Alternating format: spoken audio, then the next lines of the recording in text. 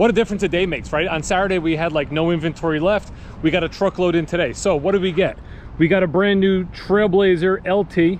We got a Blue Glow 2024 Trax LT. This one is still available. Over here, you're gonna see we have a Trailblazer Active, sterling gray with the white top. We have a Trax in sterling gray. This is an LT. We did get two crimson red Traxes in, a 1RS, and actually this is also a 1RS. This one is sold. This one I believe is still available. That's the only two that are available of this Trax order. That red RS and that Blue Glow LT. Had the Blazer the other day, Trailblazer we had the other day. We have a couple of Trax in white. We have a white 1LS, we have a 1RS. We got a Riverside Blue Malibu, and then the Traverse and the Silverado were also here the other day. So we picked up, I think, let me just count them out. 1, 2, 3, 4, 5, 6, 7, 8, 9, and there's one more in the shop for PDI. So we picked up 10 vehicles. Of the 10 vehicles, 1, 2, 3, 4, 5 are sold. Half of them were already sold before they got here.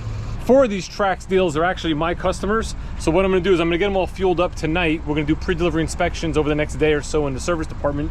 We're gonna make the phone calls to our clients. This way we can set up delivery and when they wanna pick the vehicle up. What I wanna do is I wanna point out all the plastic trims that are on these to protect the car during shipping. I'm just gonna roll the Trax forward and we'll take a look.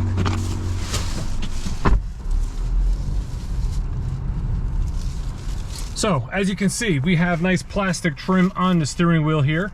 We have a plastic bubble wrap on the shift knob to protect that. You'll notice on the door handles, all the chrome door handles have little plastic tapes on them to protect those. Of course, on our screens, on our dashboard up front and on our radio screen, you have the full plastic. This is just a label with a VIN number on it, some, I guess, information as far as shipping or something like that. We have the plastic on the visor. This is always on here. The vehicles always show up with this door button on off. What that means is as you open the door, those interior dome lights do not come on. If I was to put this all the way to the right, they'll come on while you're driving. If I put it in the middle, they go off, but when we open the door, they turn on. I always make sure before I deliver the car, I put that back in the center just in case people want at night, when they open the door, their interior lights will come on. When you open the driver's door, you're gonna notice a big piece of plastic wrap here on the bottom of the panel. That's good for someone like myself, because a lot of times I get out and I'll scrape that with my foot. I notice that in my personal car as well. I don't have a plastic wrap on there, but you'll see the lines on the interior panel there. You got some plastic on the carpeting on the floor, little small piece of plastic here, again, to protect when you're going in and out of the vehicle, as well as on the actual metal of the door sill here as well. Seats are both fully wrapped in plastic to protect those. The headrest is a separate piece from the rest of the seat cover. And in the back, you're gonna see the same thing. You're gonna see plastic covering literally the entire seat. And I'm gonna tell you, they have little elastic straps, these things, right? So as you're pulling this off and you're pulling and tearing, what always happens is that little piece of elastic strap snaps, and I gotta tell you, it really hurts. Like it stings the hand when it snaps on you. Like it's like a sharp version of a rubber band.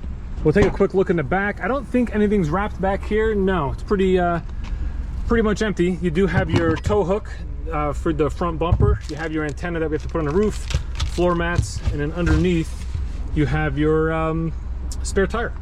One thing I noticed about the vehicles that showed up today, none of them have any kind of wrapping on the front.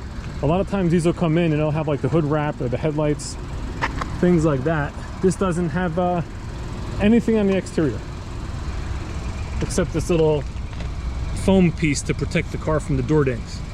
I'm going to take you along for the ride to the fuel station because I want to perform a quick experiment, and I'll get to it once we get there. Let me just get to the gas station and I'll show you what I want to do.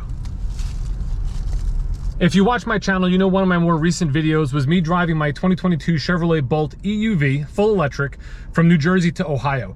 It turned a 7.5 hour drive into like an 11-hour drive. Round trip, there and back, I spent about probably 5 hours and 20 minutes charging the car to get to the next charger to get throughout the destination from point A to point B. And a lot of people in the comments talked about how that's a lot of charging time. And listen, I agree. When I was on that journey, there were some times I was waiting for the car to charge and I'm thinking, man, I'd rather just be back on the road right now, on my way. But I started comparing it to what my daily life is like in the vehicle, and the fact that I just plug the car in either at home or at work.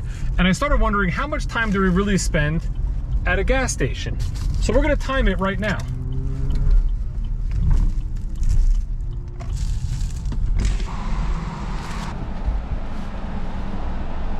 How you doing? Can you fill it regular? Thank you. Here in New Jersey, we do not have self-serve. It's only full service. So sometimes you have to wait for the attendant to come to the vehicle. In this case, the attendant was there. It was about 30 seconds when he walked up from the time I actually pulled into the parking lot and started that timer. So it was very quick. And we're just gonna basically run the stopwatch. We're gonna see how long it takes to fill the car and until I pull out of the gas station. Now, the idea behind this is you spend time gassing your car, maybe once a week you fill your vehicle? That's what I used to do when I had my Jeep. If I didn't go anywhere and it was just me and my daily commute, every Thursday on my way home, I would stop, I would fill the tank. It was like an 18-gallon tank. And when I would roll it on Thursday night, it was almost on E. Now, if I went on a trip or if I did anything over the weekend where I needed the truck, I would sometimes have to go to the gas station a second time in that week, whether it be to top it off or whatever. So we're gonna assume you have to fill your car at least once a week. And we're gonna times that 52 weeks by however long it takes for me to fill this car up right now. And this is just for fun. We're gonna see where we're at.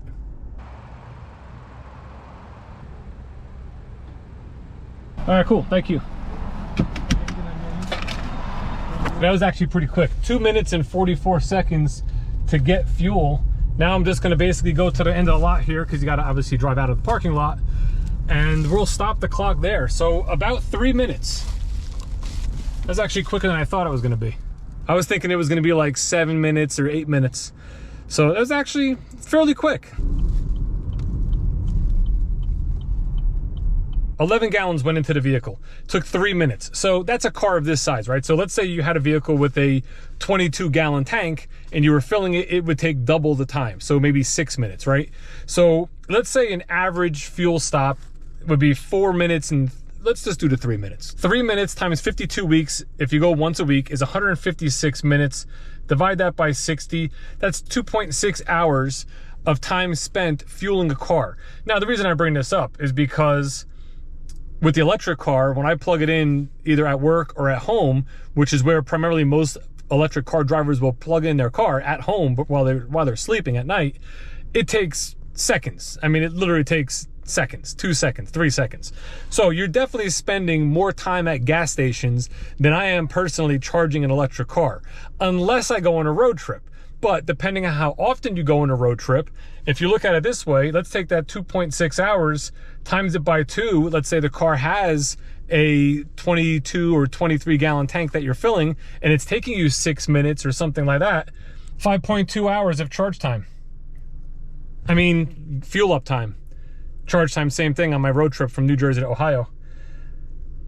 It's an interesting concept. Whether it makes sense or whether it was YouTube video worthy, I'll let you be the judge. Very, very important factor I just thought of.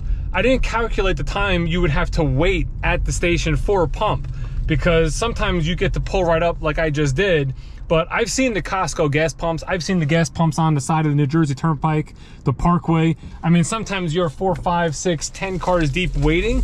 You gotta calculate that time in as well. So really, the best case scenario was this example that we just went over today.